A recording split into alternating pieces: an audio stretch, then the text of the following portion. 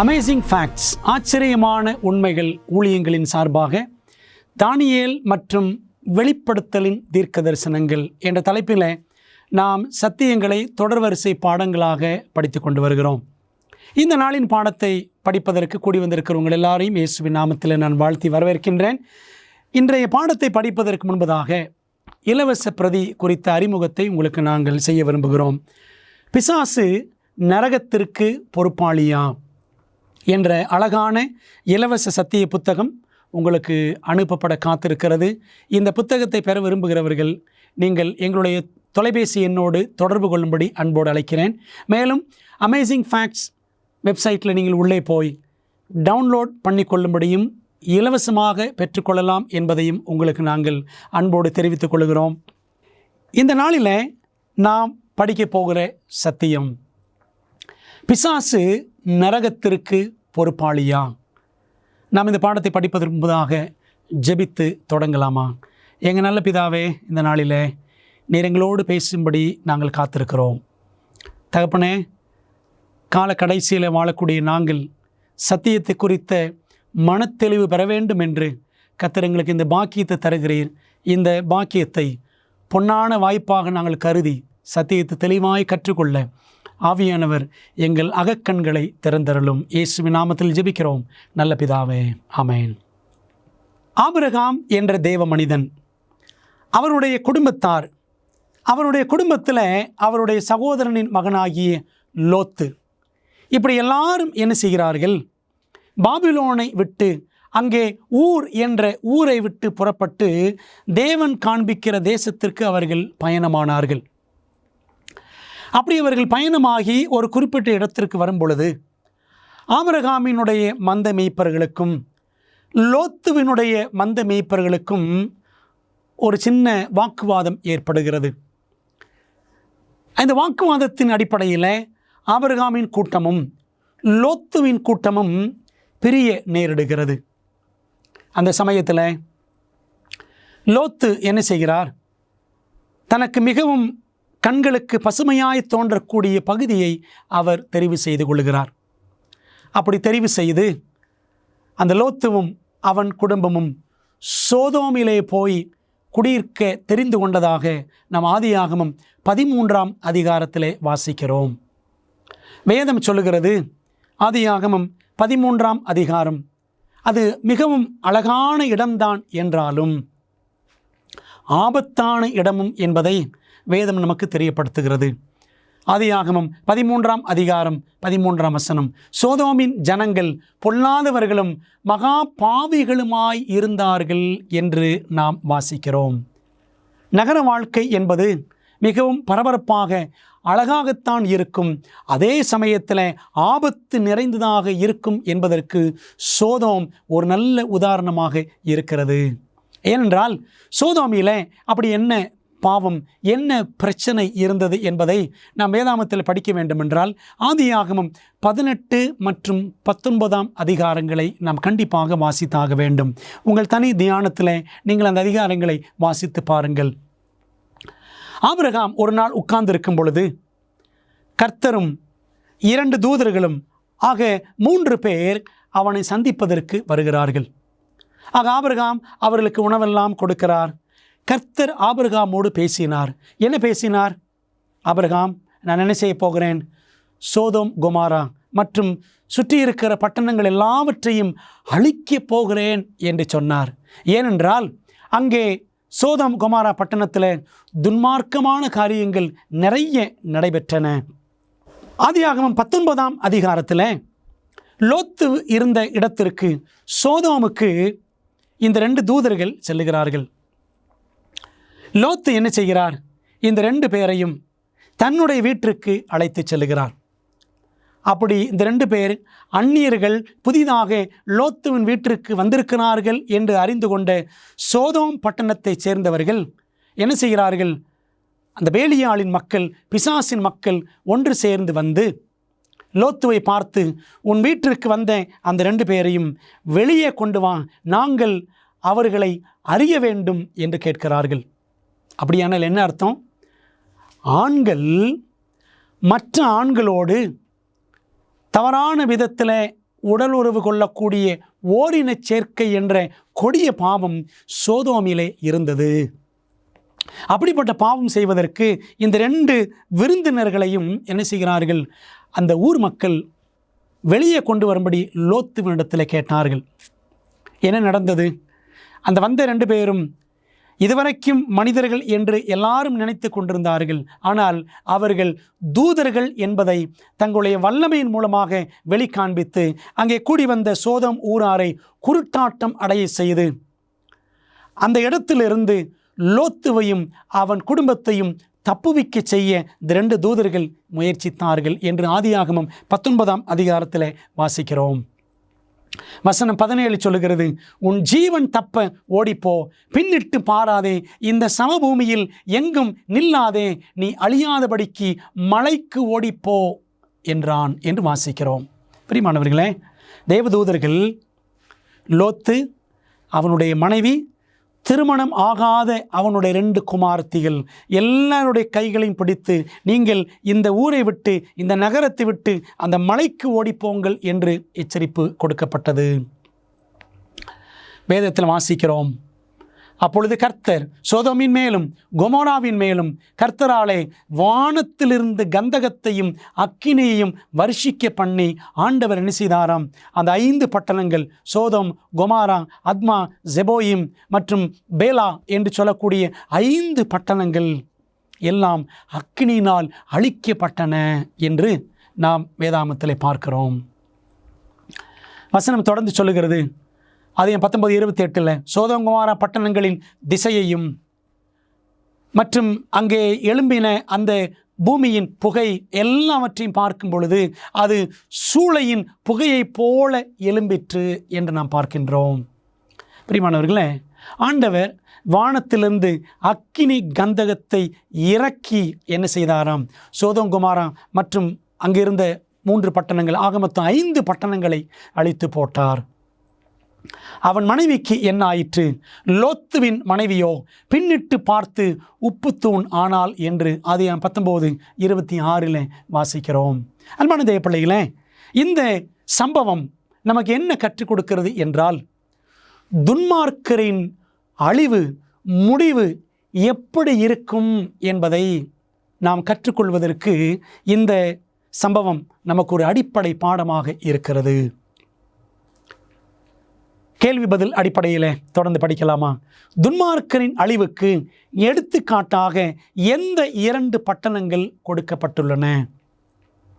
Sodom Gomorrah என்னும் பட்டணங்களையும் சாம்பலாக்கி கவிழ்த்து போட்டு ஆக்கினைக்குள்ளாக தீர்த்து பிற்காலத்தில் அவபக்தியாய் நடப்பவர்களுக்கு அவைகளை திருஷ்டாந்தமாக வைத்து என்று 2 பேதுரு 2ஆம் அதிகாரம் 6ஆம் வசனத்தில் நாம் வாசிக்கிறோம்.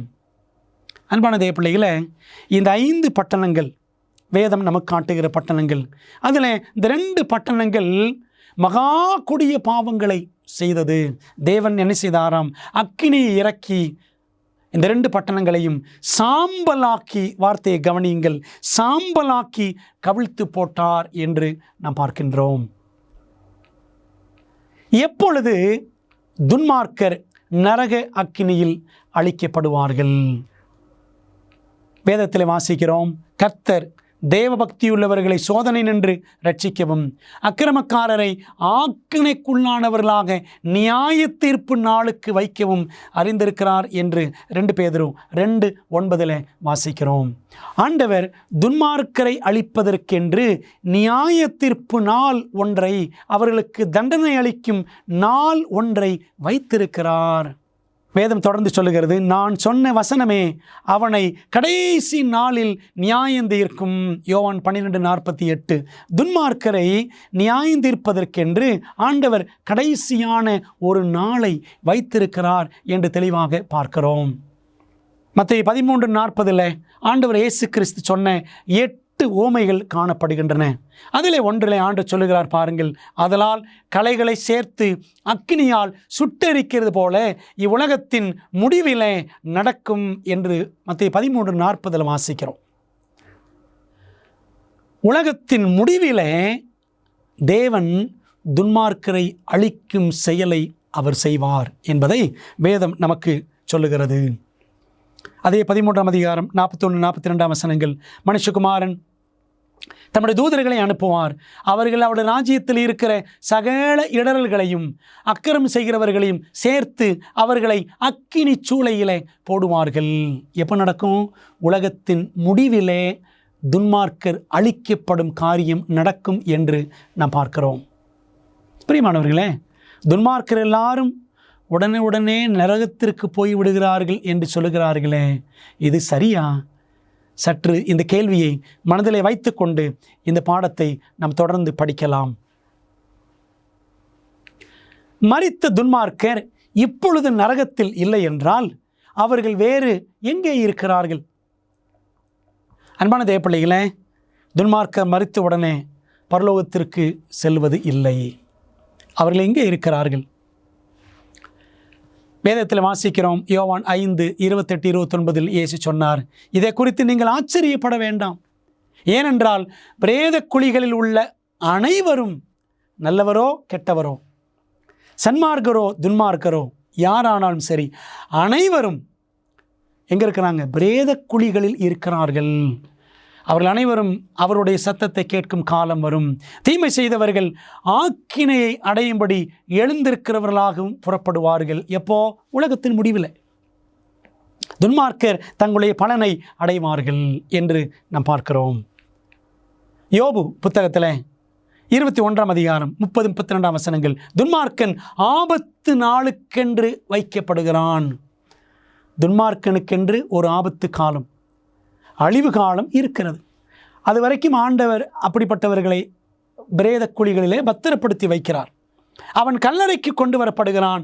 அவன் கோரி காக்கப்பட்டிருக்கும். பார்த்தீங்களா? கல்லறையில் வைக்கப்படுகிற துன்மார்க்கர்கள் கல்லறையில் தான் இருப்பாங்க. அந்த முதலாம் மரணத்தில் மரிக்கக்கூடிய துன்மார்க்கர் அங்கே தான் இருப்பாங்க. அவர்களுக்கென்று 2ஆம் மரணம் இருக்கிறது. ஆண்டவருடைய 3ஆம் வருகையில் அவர்கள் உயிரோடு எழுப்பப்படும் பொழுது 2ஆம் உயிர்த்தெழுதலை அவர்கள் அடைந்து என்றென்றும் இராதபடிக்கு அவர்கள் நித்திய மரணத்தை, 2ஆம் மரணத்தை அடைவார்கள் என்பதை வேதாகமம் நமக்கு தெளிவாக சொல்லுகிறது. அன்பானவர்களே, பாவத்தின் பலன் அல்லது தண்டனை என்ன? பாருங்கள், வேதாகமம் தெளிவாக சொல்லுகிறது, பாவத்தின் சம்பளம் மரணம். மரணம் சம்பளமாக பாவிகளுக்கு, துன்மார்க்கருக்கு கிடைக்கும். ஆதியாகமத்தில் 3ஆம் அதிகாரம் 22ஆம் வசனம், இப்பொழுதும் அவன் தன் கையை நீட்டி ஜீவ விருட்சத்தின் கனியையும் பறித்து புசித்து என்றென்றைக்கும் உயிரோடு இராதபடிக்கு செய்ய வேண்டும் என்று.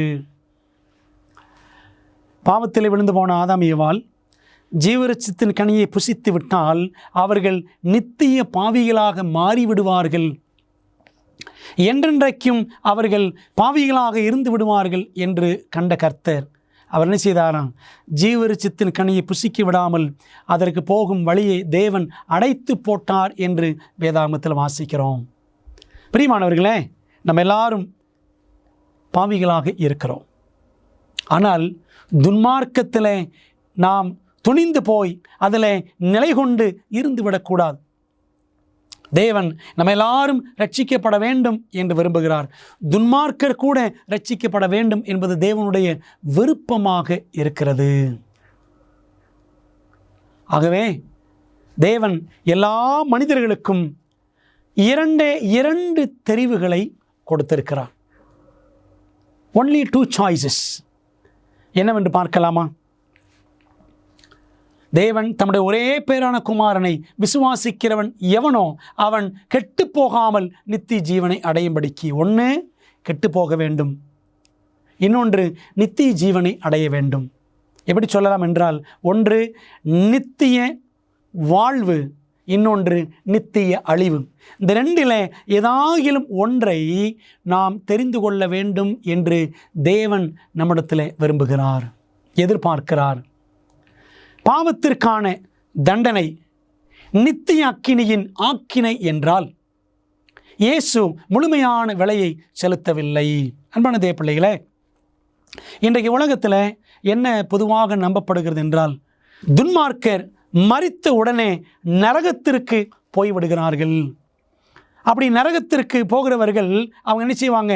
நித்தியமாக நரகத்தில் அவர்கள் வாட்டி வதைக்கப்படுவார்கள் என்று இன்றைக்கு கிறிஸ்தவத்தில் பொதுவாக போதிக்கப்படுகிறது. அன்பான தேவப்பிள்ளைகளே, துன்மார்க்கர் உடனே நரகத்திற்கு போய்விடுகிறார்களா? அவர்கள் நித்திய தண்டனையை அடைந்து கொண்டே அவர்கள் அனுபவித்து கொண்டே இருக்கிறார்கள் என்றால் பாவத்திற்கான தண்டனை நித்திய அக்கினையின் ஆக்கினை என்றால் அவர் நித்தியமாக எரிந்து கொண்டே இருப்பார்கள் என்றால் இயேசு முழுமையான விலையை செலுத்தவில்லை என்றுதான் பொருள். அப்படியானால் நரக அக்கினி நித்தியமானதா என்ற கேள்வியை மனதில் வைத்துக் கொள்ளுங்கள். நம் பதிலை பார்க்கலாம். நரக அக்கினியில் இருக்கும் துன்மார்க்கருக்கு என்ன நடக்கும்? சங்கீதம் 37:10 மற்றும் 20 ஆகிய வசனங்கள் படிக்கிறோம். இன்னும் கொஞ்ச நேரம்தான், அப்போது துன்மார்க்கன் இரான். அவ்வளவுதான்.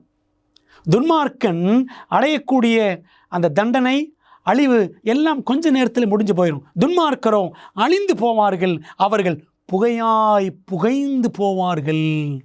எவ்வளவு தெளிவாக ஆண்டு சொல்லுகிறார் பார்த்தீங்களா?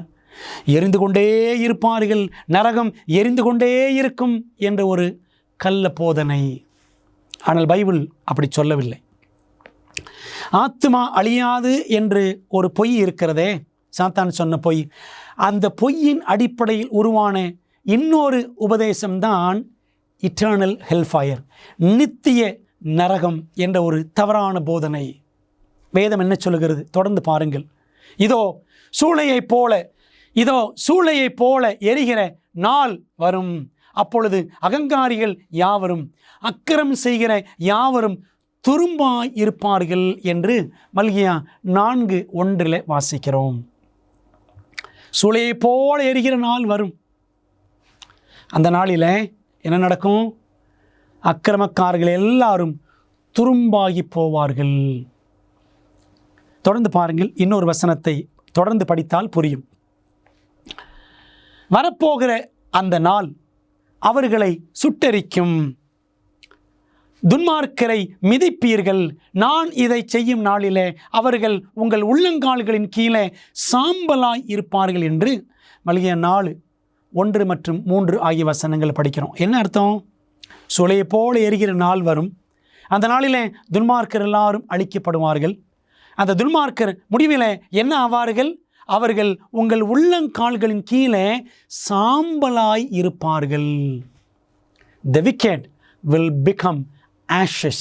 அவர்கள் சாம்பலாகி போவார்கள். அவ்வளவுதான். பைபிள் அதான் சொல்லுது. அவர்கள் என்றென்றும் நரகத்தில் எரிந்து கொண்டே இருப்பார்கள் என்று வேதம் சொல்லவில்லை. நித்திய நரகம் என்று எங்கேயுமே இல்லை. நரகம் என்று இப்பொழுது எங்கேயுமே இல்லை. பிரியமான தேவ பிள்ளைகளே, இது நம்மை அடுத்த கேள்விக்கு வழி நடத்துகிறது. நரக அக்கினி எங்கே அமைந்திருக்கும்? பாருங்கள். வெளிப்படுத்தல் 20:9 அவர்கள், அதாவது துன்மார்க்கர், பூமி எங்கும் பரம்பி பரிசுத்தவான்களுடைய பாளையத்தையும், பிசாசும் அவன் கூட்டத்தார் எல்லாரும் பரிசுத்தவான்களுடைய பாளையத்தையும் பிரியமான நகரத்தையும் வளைந்து கொண்டார்கள். அப்பொழுது தேவனால் வானத்திலிருந்து அக்கினி இறங்கி அவர்களை பட்சித்து போட்டது. அவ்வளவுதான்.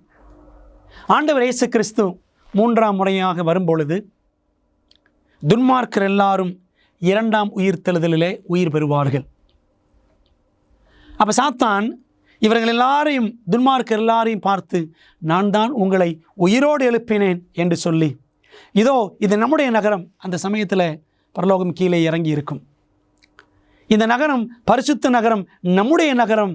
அவர்கள் உள்ளே போய் அதை ஆக்கிரமித்திருக்கிறார்கள், நாம் அதை பிடித்து கொள்வோம் என்று சொல்லி துன்மார்க்கர் என்ன செய்வானா? துன்மார்க்கர் எல்லாரையும் சாத்தான் ஒன்று திரட்டி பரலோக நகரத்தை கைப்பற்ற அவன் முயற்சிப்பான். ஆண்டவர் என்ன செய்வார்? வானத்திலிருந்து அக்கினி இறக்கி சாத்தானையும் அவனுடைய தூதர்களையும் இன்னும் பாவிகள் எல்லாரையும் பட்சித்து போடுவார் என்று வாசிக்கிறோம். இது எங்கே நடக்கும்? பூமியில் நடக்கும். அப்படித்தான் வெளிப்படுத்தல் 20ஆம் அதிகாரத்தில் வாசிக்கிறோம். அது பூமியிலே நடக்கும். அன்பானவர்களே, இதை படிக்கும் பொழுது சாத்தான் எப்படி அழிக்கப்படுவான் என்பதை கூட ஒரு வசனத்தை வாசித்து நாம் புரிந்து கொள்ள வேண்டும். எசேக்கியேல் 28ஆம் அதிகாரம் வசனம் 18 பாருங்கள். ஏற்கனவே ஒரு முறை இந்த வசனத்தை நான் சொல்லியிருக்கிறேன். அந்த வசனத்தில் வாசிக்கிறோம், உன் அக்கிரமங்களின் ஏராளத்தினாலும் உன் வியாபாரத்தின் அநீதத்தினாலும் உன் பரிசுத்த ஸ்தலங்களை பரிசுத்த குலைச்சலாக்கினாய். சாத்தான் என்ன செய்தான்? பரலோகத்தையே கெடுத்து போட்டு விட்டான். அங்கே இருக்கிற தூதர்களை, 1/3 தூதர்களை தன் பக்கம் இழுத்து கொண்டு விட்டான். பரலோகத்திலே கலகம் உண்டாக்கினான். ஆகையால் உன்னை பட்சிப்பதாகிய ஒரு அக்கினியை நான் உன் நடுவிலிருந்து புறப்பட பண்ணி உன்னை பார்க்கிற எல்லாருடைய கண்களுக்கு முன்பாகவும் உன்னை பூமியின் மேல் சாம்பலாக்குவேன். அன்பான தேவ பிள்ளைகளே, ஆண்டவர் இயேசு கிறிஸ்து 2ஆம் முறை வருகிறார். முதலாம் உயிர்த்தெழுதல் நடக்கும். கிறிஸ்துவுக்குள் மரித்தவர்கள் முதலாம் உயிர்த்தெழுதலிலே பங்கு பெறுவார்கள். அப்பொழுது பூமியிலே உயிரோடு இருக்கிற துன்மார்க்கர் எல்லாரும் செத்தவர்களாக பூமியிலே விழுந்து விடுவார்கள். வெளிப்படுத்தல் 20ஆம் அதிகாரத்தை படித்து பாருங்கள். 5ஆம் வசனத்தில் மரணமடைந்த மற்றவர்கள் அந்த 1000 வருஷம் முடியும் அளவும் உயிரடையவில்லை என்று வெளிப்படுத்தல் 20:5 வாசிக்கிறோம். ஆகவே துன்மார்க்கர் எல்லாரும் 2ஆம் வருகையிலே செத்து விழுந்து விடுவார்கள்.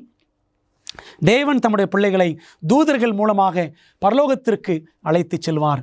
அப்பொழுது சாத்தானும் அவன் தூதர்கள் எல்லாரும் எங்கே இருப்பாங்க? 1000 ஆண்டுகள் பூமியின் இருட்டடிப்பிலே கிடப்பார்கள். பிற்பாடு 1000 வருஷம் பரலோக அரசாட்சி முடிந்த பிற்பாடு 3ஆம் வருகை, 2ஆம் உயிர்த்தெழுதல், அதில் துன்மார்க்கர் எல்லாரும் எழும்புவார்கள். விளங்குகிறது அவங்களுக்கு? அப்பொழுது ஆண்டவர் நிச்சயவாராம், பரலோக நகரத்தை கைப்பற்றி அதை முற்றுகை போட்டு தங்களுடையதாக்கிக் கொள்ள வேண்டும் என்று முயற்சிக்கிற சாத்தானையும் அவன் தூதர்களையும் உயிரோடு எழுந்த துன்மார்க்கர் எல்லாரையும் ஆண்டவர் வானத்திலிருந்து அக்கினி இறக்கி அவர்களை எரித்து போடுவார். இந்த செயல் எங்கே நடக்குதுன்னா பூமியிலே நடக்கிறது. பாருங்க, வசனத்தில் படிக்கிறோம், எசேக்கியேல் 28:18, உன்னை பட்சிப்பதாகிய ஒரு அக்கினியை நான் உன் நடுவிலிருந்து புறப்பட பண்ணி, மேலிருந்தும் அக்கினி வரும், பூமிக்கு அடியிலிருந்தும் அக்கினி புறப்படும். ஏன்னா பூமிக்கு அடியிலிருந்து பாருங்கள், எரிமலைகள் கொதிக்கிறதே, வெடித்து அக்கினி பிளம்புகளை வெளியே தள்ளுகிறதே. ஆகவே அக்கினி மேலிருந்து வரும், அக்கினி கீழிருந்து வரும். தான் ஆண்டவர் சொல்கிறார், உன்னை பட்சிப்பதாகிய ஒரு அக்கினியை நான் என்ன செய்வேன்? உன் நடுவிலிருந்து புறப்பட பண்ணி உன்னை பார்க்கிற எல்லாருடைய கண்களுக்கு முன்பாகவும். அந்த சமயத்தில் பரலோக நகரத்திற்குள்ளே நீதிமான்கள் இருப்பார்கள், தேவதூதர்கள் எல்லாரும் பார்ப்பார்கள். உன்னை பார்க்கிற எல்லாருடைய கண்களுக்கு முன்பாகவும் உன்னை பூமியின் மேல் சாம்பலாக்குவேன். பிரியமானவர்களே, விழுந்து போகாத உலகங்களும் இருக்கின்றன. தேவன் இந்த ஒரே ஒரு உலகத்தை மட்டும் படைக்கவில்லை, மற்ற உலகங்களும் இருக்கின்றன. நீங்கள் வசனத்தை படித்து பாருங்கள். எபிரேயர் 11ஆம் அதிகாரம் முதல் 3 வசனங்களை படித்து பாருங்கள். எபிரேயர் 1ஆம் அதிகாரம் முதல் 2 வசனங்களை படித்து பாருங்கள்.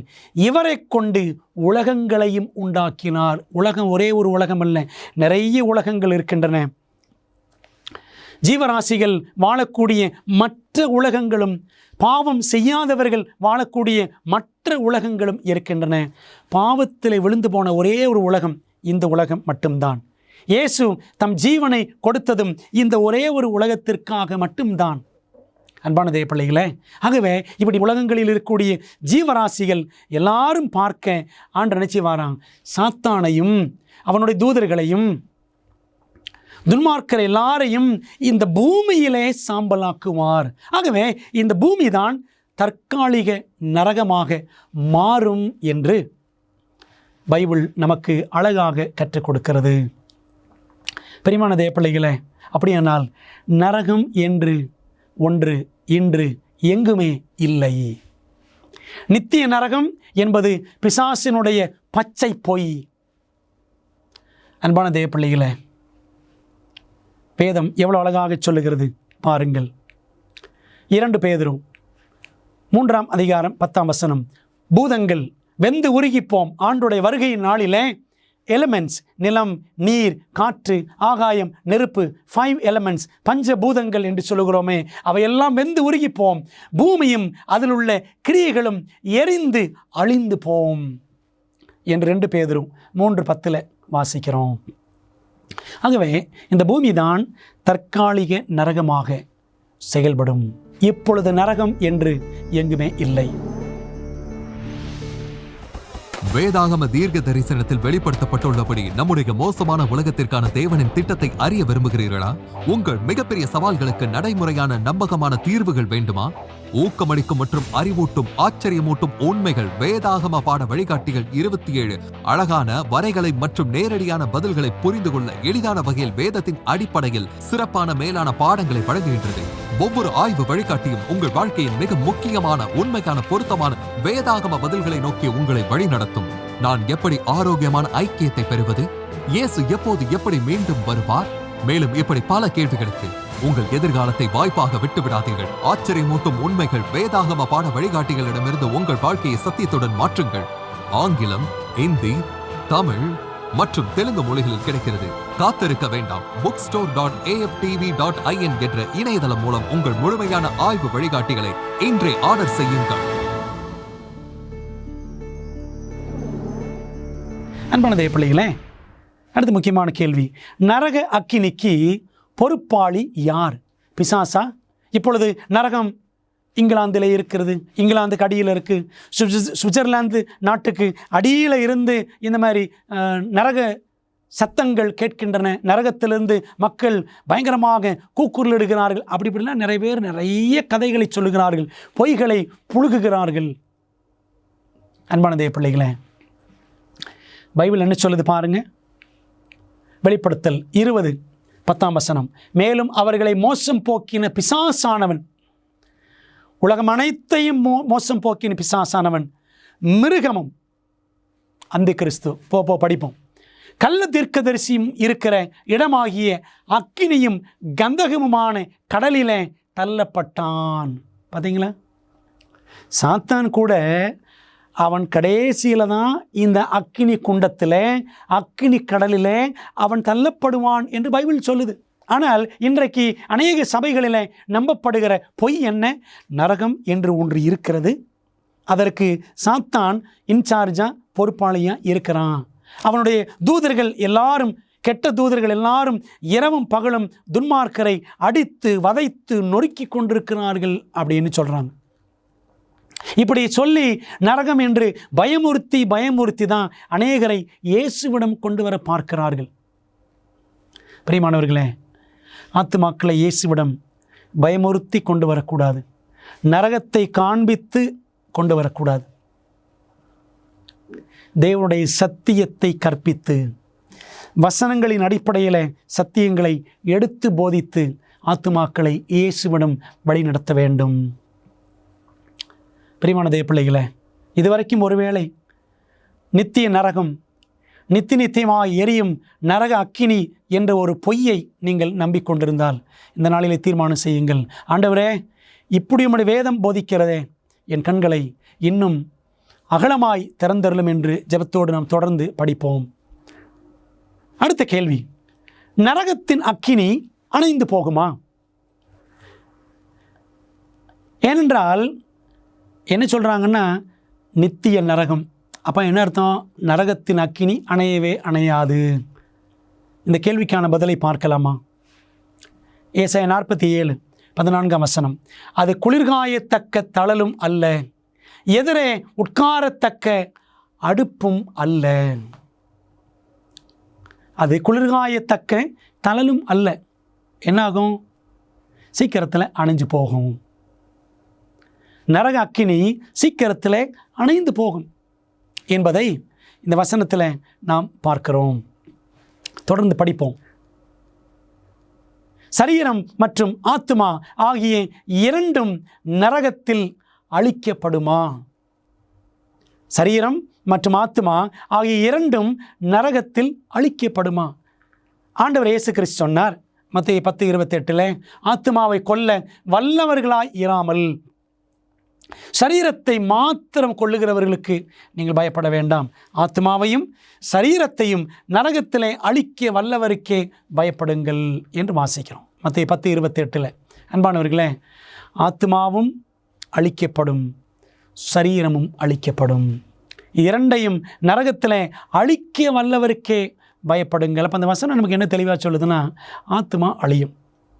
ஏற்கனவே எசேக்கியேல் 18 4ஆம் வசனம் 20ஆம் வசனம் 2 இடங்களில் படிக்கிறோம் திரும்ப திரும்ப, பாவம் செய்கிற ஆத்மாவே சாகும். அவ்வளவுதான்.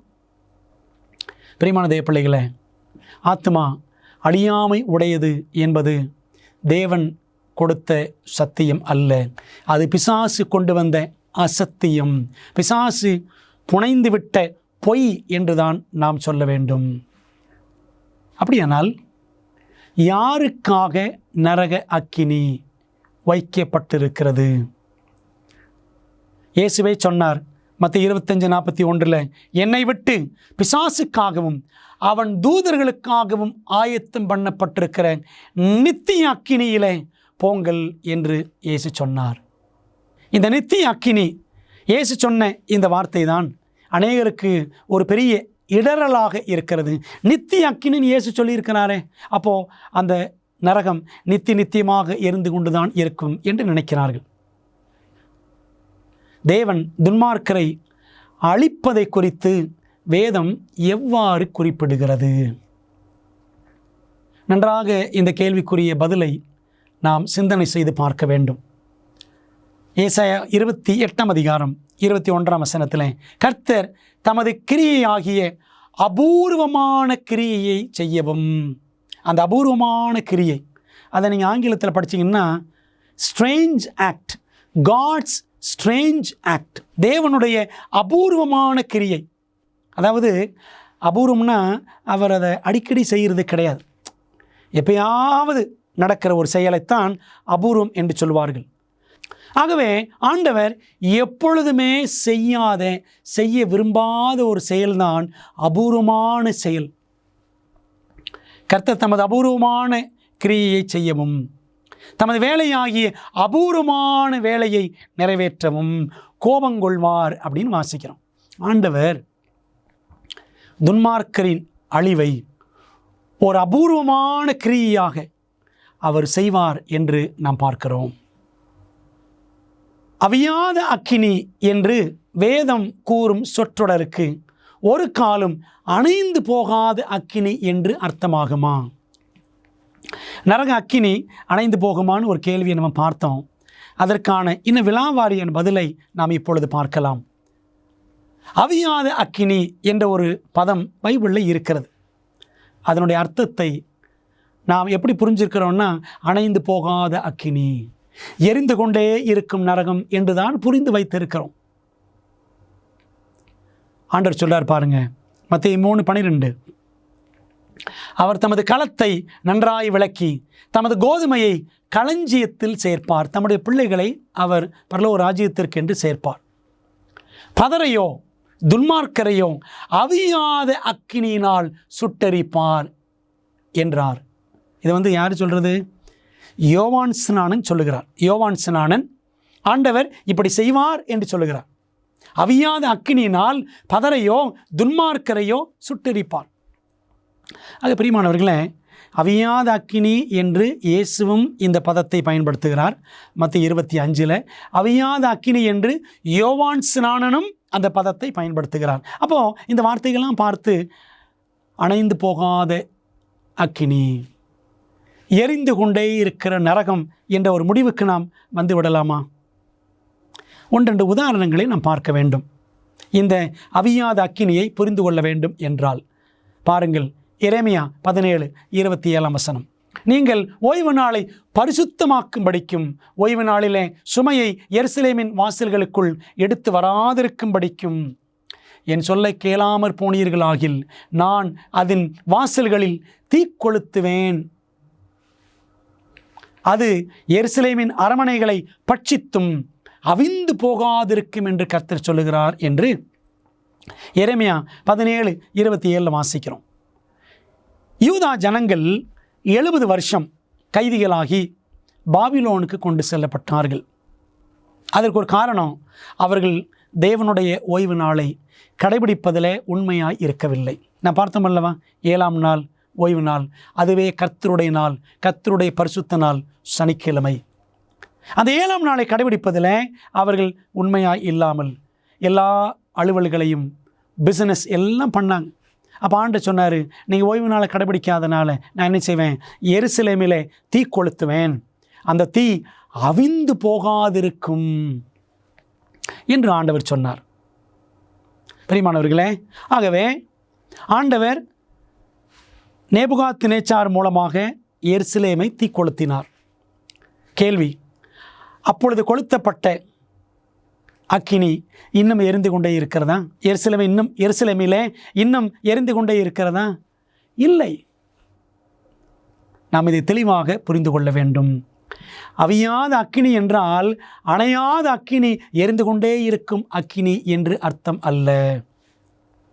பாருங்கள், உன் கண் உனக்கு இடரல் உண்டாக்கினால் அதை பிடுங்கி போடு.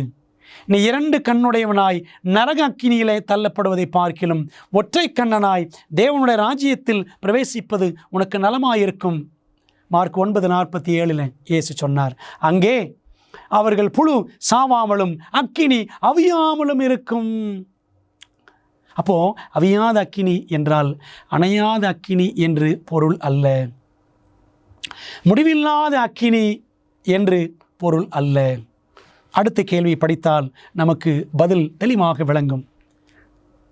நித்திய அக்கினி என்பதற்கு முடிவில்லாதது என்று அர்த்தமாகுமா? பாருங்கள், யூதா 7ஆம் வசனம். அப்படியே சோதோம் குமாரா பட்டணத்தார்களும், ஆரம்பத்தில் படித்தோம்ல, சோதோம் குமாராவை தேவன் அக்கினியும் கந்தகமும் இறங்க பண்ணி சுட்டெரித்தார் என்று படிக்கிறோம். நித்திய அக்கினியின் ஆக்கினையை அடைந்து திருஷ்டாந்தமாக வைக்கப்பட்டிருக்கிறார்கள். நித்திய அக்கினியின் ஆக்கினை. சோதோம் குமாராவை தேவன் சுட்டெரித்தார். சோதோம் குமாரா இன்னும் எரிந்து கொண்டே இருக்கிறதா? 2-3 வருடங்களுக்கு முன்பதாக நான் எருசலேம் பட்டணத்துக்கு சென்றிருந்தேன். சோதோம் குமாரா எல்லாம் பார்த்தோம். அந்த நகரம் இன்னும் எரிந்து கொண்டிருக்கவில்லை. அது நித்தியமாக எரிந்து கொண்டிருக்கவில்லை. பிரியமான தேவ பிள்ளைகளே, அப்படியானால் நித்திய அக்கினியின் ஆக்கினை என்றால் ஆண்டவர் நிரந்தரமான ஒரு அழிவை கொண்டு வருகிறார், அதுதான் அர்த்தம். பிரியமான தேவ பிள்ளைகளே, என்றென்றும் எரியும் அக்கினியை தேவன் ஒரு நாளும் ஆரம்பித்து வைக்கவில்லை என்பதை மனதிலே நாம் பதித்து கொள்ள வேண்டும். துன்மார்க்கர் என்றென்றைக்கும் வேதனைப்படுவார்கள் என்று வெளிப்படுத்தும் விசேஷம் 20:10 கூறுகிறது. இது முடிவில்லாத நேரத்தை குறிப்பிடுகிறதா? பாருங்கள், நம்ம அந்த வசனத்தை எடுத்து வாசிப்போம். வெளிப்படுத்தல் 20:10 உங்களுக்காக நான் வாசிக்கின்றேன். மேலும் அவர்களை மோசம் போக்கின பிசாசானவன் மிருகமும் கள்ள தீர்க்கதரிசியும் இருக்கிற இடமாகிய அக்கினியும் கந்தகமான கடலிலே தள்ளப்பட்டான். அவர்கள் இரவும் பகலும் சதா காலங்களிலும் வாதிக்கப்படுவார்கள். சதா காலமும் என்றென்றைக்கும் வாதிக்கப்படுவார்கள் என்றால் அப்போ நரகத்தில் என்றென்றைக்கும் எரிந்து கொண்டேதான் இருப்பார்கள் என்று நாம் புரிந்து கொள்ளலாமா? அப்படி அல்ல. பாருங்கள், சில உதாரணங்களை நாம் வேதாமத்திலிருந்து பார்ப்போம். யோனா கடலிலே தூக்கி எறியப்பட்டான், நமக்கு தெரிந்த கதை. அப்படி மீன் வயிற்றிலே அவன் விழுங்கப்பட்டு 3 நாட்கள் இரவும் பகலும் உள்ளே இருக்கும் பொழுது அவன் ஜெபிக்கிறான். பூமியின் தாழ்பாள்கள் என்றென்றைக்கும் என்னை அடைக்கிறதா இருக்கிறது. யோனா 2:6. யோனா 2ஆம் அதிகாரம். யோனா செய்த ஜெபம் என்ன ஜெபம் பண்ணுறாரு? பூமியின் தாழ்பாள்கள் என்றென்றைக்கும் என்னை அடைக்கிறதா இருக்கிறது. என்றென்றைக்கும் யோனா மீனின் வயிற்றுக்குள்ளே இருந்தாரா? இல்லை. அவர் இருந்தது எத்தனை நாட்கள்? இரவு பகல் 3 நாள் என்றுதான் பைபிளிலே வாசிக்கிறோம். ஆக என்றென்றைக்கும் இருப்பது போல் அவனுக்கு ஒரு உணர்வு உண்டாயிற்று. நான் விடுபடுவேனோ, விடுதலை பெறமாட்டேனோ என்று அவன் அங்கலாய்த்தான். அதன் அடிப்படையில் தான் அவன் என்றென்றைக்கும் என்ற ஒரு வார்த்தையை பயன்படுத்துகிறான். வசனம் தெளிவாக சொல்லுது, அந்த மீன் வயிற்றில் யோனா ராப்பகல் 3 நாள் இருந்தான். யோனா 1:17. ஆகவே யோனா சொல்லியிருக்கிற என்னென்றைக்கும் என்பது அந்த இரவு பகல் 3 நாட்களை குறிக்கிறது. வெளிப்படுத்தல் 14:11 பாருங்கள், மிருகத்தின் முத்திரையை தரித்து கொண்டவர்களுக்கும் அக்கினி கந்தகத்தினால் தேவன் அழிவை கட்டளையிடுவார்.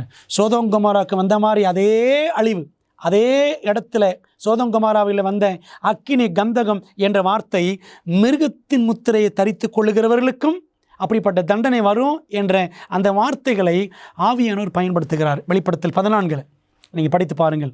9, 10, 11 வசனங்கள். அதில் 11 வசனத்தில் படிக்கிறோம், அந்த மிருகத்தின் முத்திரையை தரித்து கொண்ட துன்மார்க்கருடைய வாதையின் புகை சதா காலங்களிலும் எழும்பும்.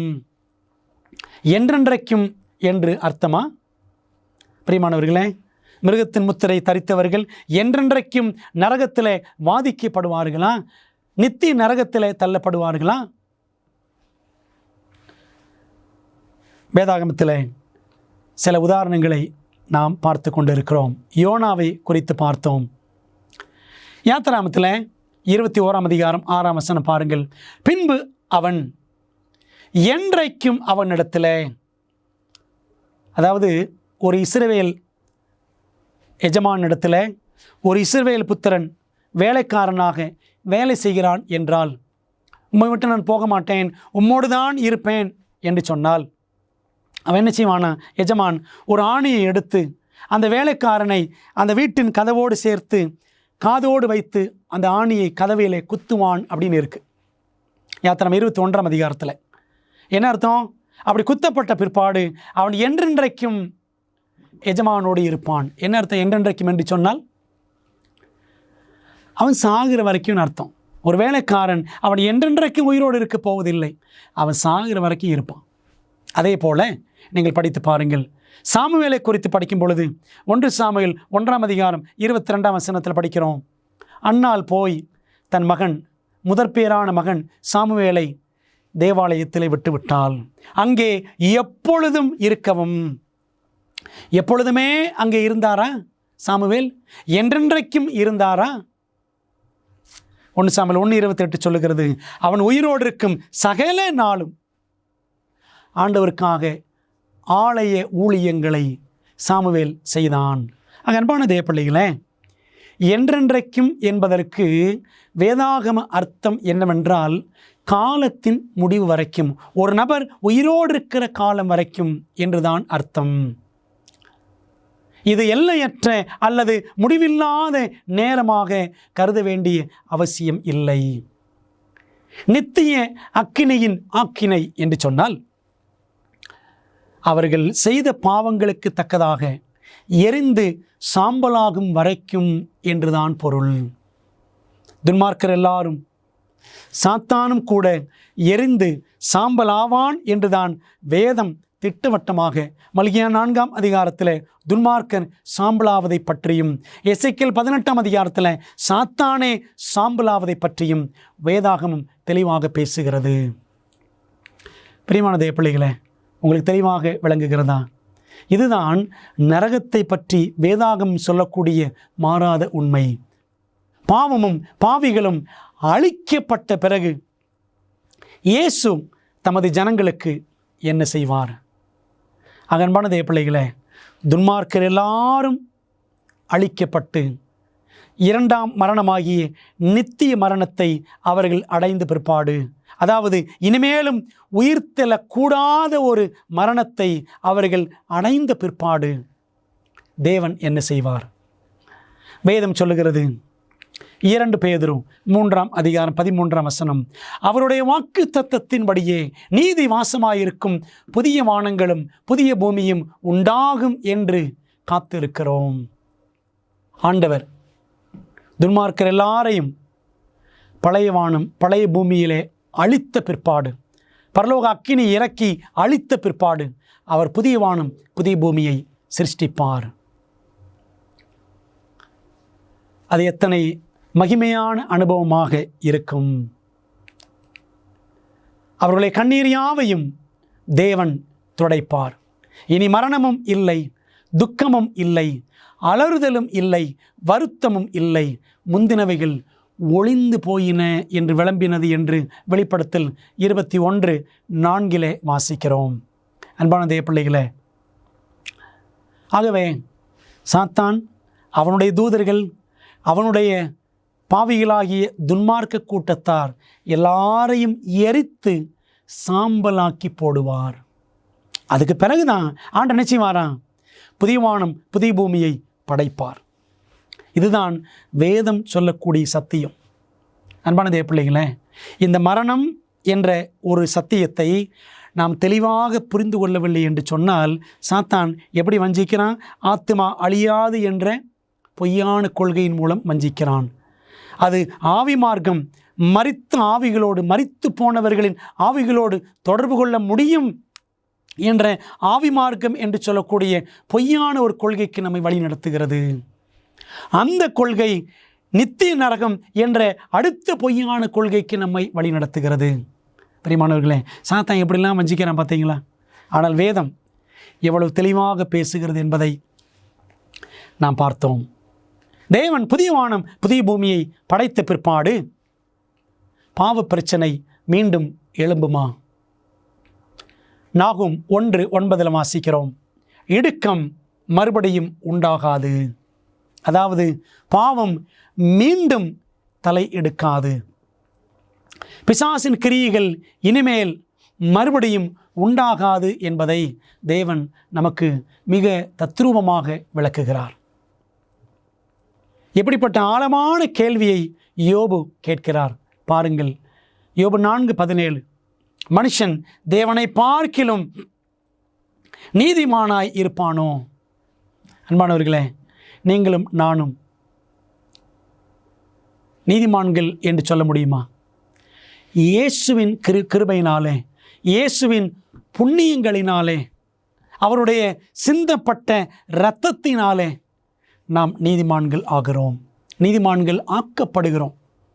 பிரியமான தேவ பிள்ளைகளே, இந்த உலகத்தில் தேவனுக்கு பிரியமாக நாம் வாழ்ந்து தேவனுடைய நீதியை அவரை சார்ந்து விசுவாசத்தின் மூலமாக நாம் பெற்றுக்கொண்டு நாம் ஒவ்வொரு நாளும் கிறிஸ்துவின் கிருபையிலே தொடர்ந்து வளர வேண்டும். நாம் வளரக்கூடிய இந்த கிறிஸ்துவ ஜீவியத்தில் நம்முடைய வளர்ச்சியை குறித்து, ஆவிக்குரிய வளர்ச்சியை குறித்து பெருமை கொண்டு விடாதபடி ஆண்டவர் நமக்கு வெளிப்படுத்தியிருக்கிற இந்த சத்தியங்களுக்கெல்லாம் நாம் உண்மையாய் கீழ்ப்படிந்து நம்மை ஒப்பு கொடுத்து, ஆண்டவரே, பிசாசின் வஞ்சகங்களுக்கெல்லாம் எங்களை விலக்கி காத்து கொள்ளும், கிறிஸ்துவே உம்முடைய நீதியினால் எங்களை நீதிமான்களாக இன்னும் ஸ்திரப்படுத்தும் என்று சொல்லி நம்மை நாமே கர்த்தருக்கென்று ஒப்பு கொடுப்போம். மற்றெல்லாவற்றை காட்டிலும் நீங்கள் தேவனுடைய மகிமையான புதிய ராஜ்யத்தில் வாழ வேண்டும் என்று இயேசு விரும்புகிறார். நாம் நீதிமான்கள் இல்லை, நீதிமான் ஒருவனும் இல்லை என்று வேதம் தெளிவாக சொல்லுகிறது. ஆகவே இயேசுவின் நீதியை நாம் சார்ந்து கொள்ளுவோம். அவர் நமக்காக ஒரு ஸ்தலத்தை ஆயத்தம் பண்ணி கொண்டிருக்கிறார். அங்கே நாம் வாழ வேண்டும் என்று அவர் ஏங்குகிறார். அன்பானவர்களே, அவருடைய இந்த பரிசை, நித்திய ராஜ்யம் என்ற பரிசை ஏற்றுக்கொள்ள இப்பொழுதே தீர்மானிப்பீர்களா? அப்படி நீங்கள் தீர்மானிப்பீர்கள் என்று சொன்னால் நாம் பயபக்தியாக தேவனுக்கு ஒப்பு கொடுத்து நாம் ஜெபம் செய்யலாமா? எங்கள் நல்ல பிதாவே, இந்த நாளில் நாங்கள் படித்த அருமையான ஆழமான சத்தியத்திற்காக உமக்கு நன்றி. பிசாசு நரகத்திற்கு பொறுப்பாளி அல்ல. நரகம் என்று ஒன்று இப்பொழுது எங்குமே இல்லை. நித்திய நரகம் என்றும் எங்கும் இல்லை என்பதை நாங்கள் வேதத்திலிருந்து கற்றுக்கொண்டோம். ஆண்டவரே, அவியாத அக்கினி என்பதும் இல்லை. அக்கினி, நரக அக்கினி அணைந்து போகும். பிசாசும் அவன் தூதர்களும் துன்மார்க்கர் கூட்டமும் அவரவர் செய்த பாவங்களுக்கு தக்கதாக எரிந்து சாம்பல் ஆவார்கள் என்பதை நாங்கள் சத்திய வேதத்தில் படித்தோம். ஆண்டவரே, என்றென்றைக்கும் பாவிகளை, துன்மார்க்கரை நரகத்திலே வதைப்பதற்கு, வாதிப்பதற்கு நீர் கொடூரமான தேவன் அல்ல. நீர் அன்பான தேவன். துன்மார்க்கரை அழிப்பதையும் அபூர்வமான கிரியையாக நீர் செய்கிறீர் என்று நாங்கள் படித்தோம். ஆண்டவரே, கர்த்தாவே, உம்முடைய கிருபையினால் நாங்கள் நீதிமான்களாக்கப்பட்டு நித்திய ராஜ்யம் சேர எங்களை ஆயத்தப்படுத்தும். இந்த சத்தியங்களை அநேகருக்கு கற்றுக் கொடுத்து அவர்கள் நம்முடைய ராஜ்யத்திற்கு ஆயத்தப்படுத்தி பிசாசின் வஞ்சகத்திலிருந்து அநேகரை நாங்கள் காப்பாற்றி நாங்களும் மீட்கப்பட்டவர்களாய் நம்முடைய ராஜ்யம் சேர எங்களை ஆயத்தப்படுத்தும். தொடர்ந்து இந்த வேத பாடங்களை ஆசீர்வதியும். இயேசுவின் நாமத்தில் ஜெபிக்கிறோம் நல்ல பிதாவே, ஆமேன். பிரியமானவர்களே, இந்த நாளின் பாடங்கள் உங்களுக்கு ஆசீர்வாதமாக இருக்கும் என்று நம்புகிறேன். மீண்டும் அடுத்த வேத பாடத்தில் சந்திப்போம். இந்த செய்திகளை மற்றவர்களோடு பகிர்ந்து கொள்ளுங்கள். கர்த்தர் உங்களை ஆசீர்வதிப்பார். ஆமேன். அமேசிங் ஃபேக்ட்ஸ் என் வாழ்க்கையில் ஒரு நல்ல தாக்கத்தை அமேசிங் ஃபேக்ட்ஸ் உண்மையிலேயே என் வாழ்க்கையில் ஒரு பெரிய தாக்கத்தை செயலாக்கம் தான் இன்று என்னை இங்கே நிற்க வச்சிருக்கு. நான் குற்றப்படுத்தப்படலை, ஆனால் அதை குறித்து சந்தோஷம். வேதாகமத்தை படிக்க ஆரம்பித்தேன். நான் செவன்த் அட்வென்டிஸ்ட் சபையில் ஒரு அங்கமாக எனக்கு கொடுத்த ஜீவனை குறித்து இன்னும் அநேக காரியங்கள் இருக்க வேண்டும். கொடுக்கப்பட்ட செய்தி மிகவும் வல்லமை வாய்ந்ததாக இருந்தது.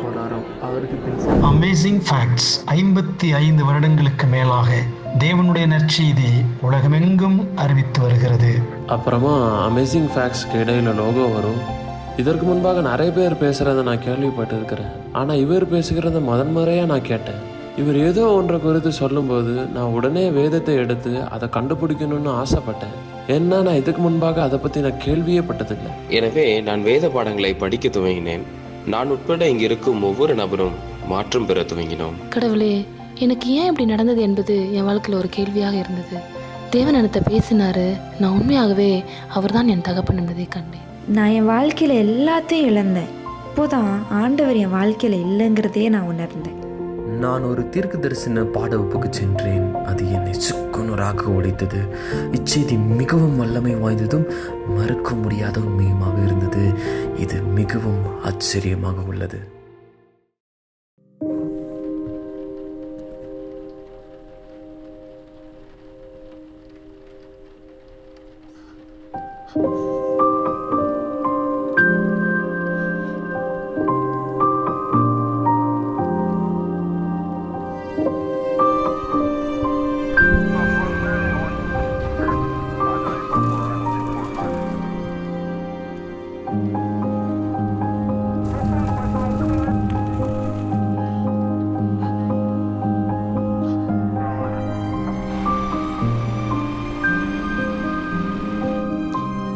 கூட்டம் ஒன்றாக கூடி வர முடியும். இனி வலி இல்லை, இனி காவல் நிலையம் இல்லை, இனி நோயும் இல்லை, மரணமும் இல்லை, துக்கமும் இல்லை. மேலும் அன்பான நண்பர்களே, நம் உலகில் இந்த வேதனையும் துயரமும் நாம் அனுபவிக்க வேண்டும் என்பது நம் தேவனின் நோக்கமில்லை. அவர் தனது சித்தமான யாவையும் நமக்கென வைத்துப் போயிருக்கிறார். சாந்த குணமுள்ளவர்கள் பாக்கியவான்கள். நான் பசியாயிருந்தேன், நீங்கள் எனக்கு போஜனம் கொடுத்தீர்கள். மிகவும் சிறியவர்களாகிய இவர்களில் ஒருவனுக்கு என் சகோதரா எதை செய்யாதிருந்தீர்களோ அதை எனக்கே செய்யாதிருந்தீர்கள்.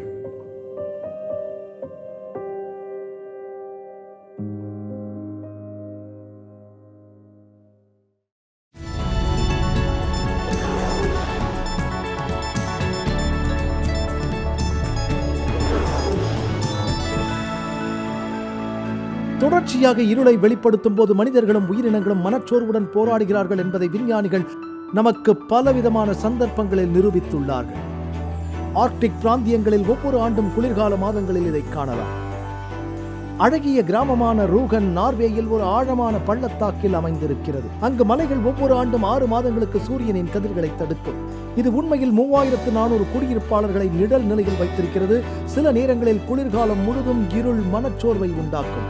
நகர தலைவர்கள் இந்த 2 மாதங்களில் தங்கள் கிராமத்தை ஒளிரச் செய்ய உதவ ஒரு பிரகாசமான யோசனை அவர்களுக்கு கிடைத்தது. 2013 அக்டோபரில் 3 பிரம்மாண்டமான 550 சதுர அடி கண்ணாடியின் வரிசை அருகில் உள்ள மலையில் ஊருக்கு 1000 அடி உயரத்தில் நிறுவினார்கள். கணினி கட்டுப்பாடு மற்றும் சூரிய சக்தி கண்ணாடிகள் குளிர்கால மாதங்களில் சூரியனை கண்காணித்து டவுன் சதுக்கத்தில் சூரிய ஒளியின் ஒரு பெரிய கற்றை அவர்களின் வாழ்க்கையை பிரகாசமாக்குகிறது. இன்று குளிர் மாதங்களில் நீங்கள் ரூகனை பார்வையிட்டால் பிரதிபலிக்கும் சூரிய ஒளியில் நகர சதுக்கத்தில் குளிக்க ஜனங்கள் அடிக்கடி கூடி வருவதை அல்லது நீண்ட இருக்கைகளில் அமர்ந்திருப்பதை காணலாம். மலையில் இருக்கும் அந்த கண்ணாடியைப் போலவே கிறிஸ்தவர்களும் இந்த இருண்ட கிரகத்தில் உலகின் ஒளியாக இருந்த இயேசுவின் ஒளியை பிரதிபலிக்க வேண்டும் என்று வேதம் சொல்கிறது. இதை பற்றி விரிவாக மத்தேயு 5:14 நீங்கள் உலகத்துக்கு வெளிச்சமாயிருக்கிறீர்கள், மலையின் மேல் இருக்கிற பட்டணம் மறைக்கப்பட்டிருக்க மாட்டாது என்று. நாம் விளக்கை கொளுத்தி மரக்காலால் மூடி வைக்காமல் விளக்கு தண்டின் மேல் வைப்பார்கள், அப்பொழுது அது வீட்டில் உள்ள அனைவருக்கும் வெளிச்சம் கொடுக்கும். இவ்வாறாக மனுஷர் உங்கள் நற்கிரியைகளை கண்டு பரலோகத்தில் இருக்கிற உங்கள் பிதாவை மகிமைப்படுத்தும்படி உங்கள் வெளிச்சம் அவர்கள் முன்பாக பிரகாசிக்க கடவுது. ஆகவே இயேசுவை பிரதிபலிப்பதன் மூலம் மற்றவர்களின் வாழ்க்கையை பிரகாசமாக்க நண்பர்கள் என்று பிரயோஜனமாக இருக்கிறார்கள்.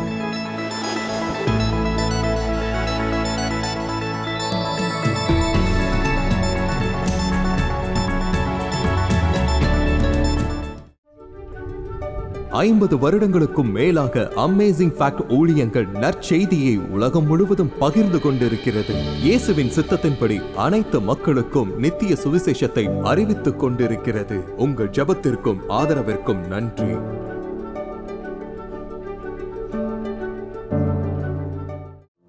பெரோயா பட்டணத்து சபை விசுவாசிகள் தாங்கள் சத்தியங்களை கேட்ட பிற்பாடு தங்கள் இல்லத்திற்கு சென்று காரியங்கள் இப்படி இருக்கிறதா என்று வேதத்தோடு ஒப்பிட்டு மீண்டும் படித்தார்கள். அதுபோலவே நீங்களும் செய்ய வேண்டும் என்று நாங்கள் விரும்புகிறோம். இந்த தீர்க்க தரிசன தொடர் கூட்டங்களில் ஒவ்வொரு நாளும் உங்களுக்கு அந்தந்த நாளுக்குரிய செய்தி சம்பந்தமான இலவச பிரதி அறிமுகப்படுத்தப்படுகிறது. ஆகவே அந்த இலவச பிரதியை நீங்கள் திரையில் தெரியும் தொலைபேசி எண்ணை பயன்படுத்தி எங்களோடு தொடர்பு கொண்டு பெற்றுக்கொள்ளலாம், அல்லது எங்களுடைய வெப்சைட்டுக்குள்ளே சென்று நீங்கள் அதை பதிவிறக்கம் செய்து கொள்ளலாம். நீங்கள் அந்த புத்தகங்களை பெற்றுக்கொண்டு படித்து வேதத்தில் உள்ளபடியே கற்றுக்கொள்ளுங்கள். நீங்கள் படித்த பிற்பாடு உங்கள் நண்பருக்கும் அதை பகிர்ந்து கொள்ளுங்கள்.